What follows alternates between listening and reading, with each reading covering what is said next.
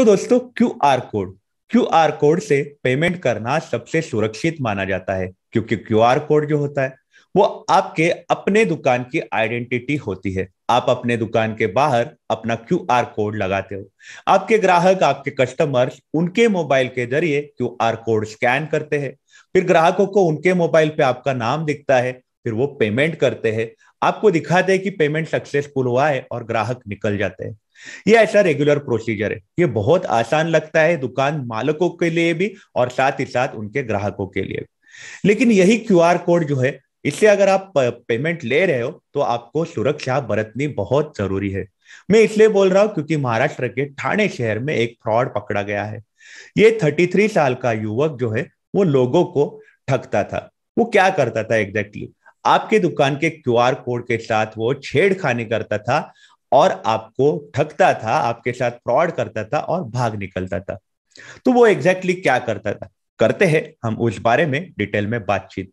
तो नमस्कार, मेरा नाम है राकेश और आप मुझे देख रहे हो टैक्स जंक्शन पे।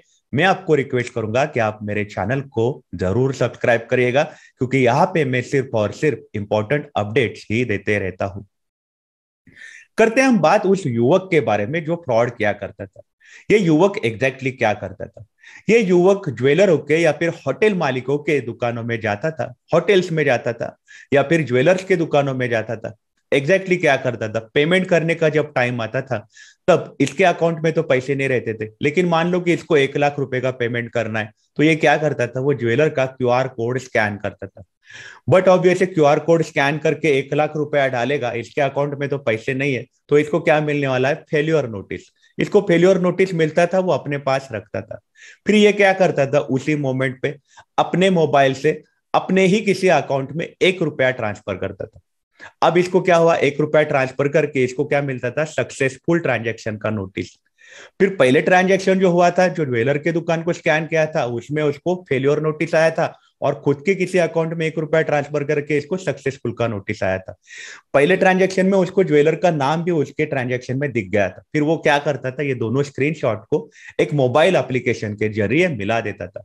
मतलब ऊपर ज्वेलर्स का नाम आता था, रकम आती थी और नीचे दूसरा स्क्रीनशॉट जो है सक्सेसफुल ट्रांजैक्शन का, वो इसमें मिलाता था और दुकानदार को दिखाता था कि देखो पेमेंट सक्सेसफुल हुआ है। और ऐसा करके वो भाग निकलता था।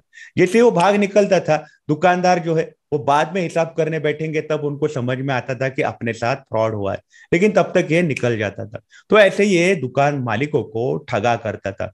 ऐसा कर करके इसने लगभग 25 लाख रुपए के लिए दुकान मालिकों को, जैसे ज्वेलर्स हो गए या फिर होटल है, उनको उसने ठगा है।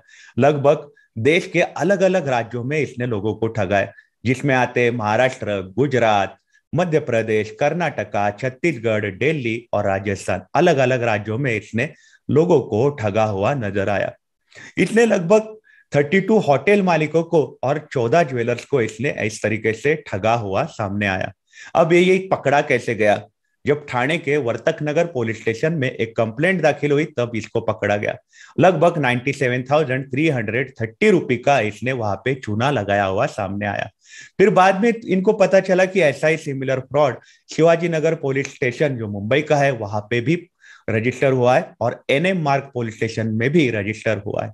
तो ऐसा कर करके हर जगह से सामने आया कि ऐसा एक युवक जो है, ये इस तरीके के क्यूआर कोड को वो टैंपर करता है, मतलब क्यूआर कोड के साथ छेड़खानी करता है और लोगों को लूटता है। तो ऐसा लुटेरा जो था वो दुकानों में आता था। इसमें अपने को सबक क्या मिलता है कि अगर हम क्यूआर कोड से पेमेंट ले रहे हैं तो अपनी एक जिम्मेदारी भी है कि अपने मोबाइल में भी एसएमएस आया है कि नहीं, कि आपको पेमेंट मिले है कि नहीं, उसका एसएमएस आया है कि नहीं, वो देखना बहुत जरूरी हो गया है। आप सिर्फ सामने वाले ने स्क्रीनशॉट दिखाया और वो स्क्रीनशॉट देख के आप मान गए, ऐसा अब पॉसिबल नहीं होगा। क्योंकि अगर आपका बड़ा बिजनेस है, आपका ज्वेलर्स का बिजनेस है, कपड़े का बिजनेस है, जहां पे ज्यादा अमाउंट के ट्रांजैक्शन होते हैं, तब आपको सुरक्षा बरतनी बहुत जरूरी है, क्योंकि बहुत बड़ा फ्रॉड आपके साथ हो सकता है। तो आपकी इस बारे में क्या राय है, मुझे आप कमेंट सेक्शन में जरूर बताइएगा। आप अपना ख्याल रखिएगा। अगर आप काम के लिए बाहर निकल रहे हो तो आप अपने आप को सैनिटाइज जरूर करिएगा। Take care, have a nice day, bye.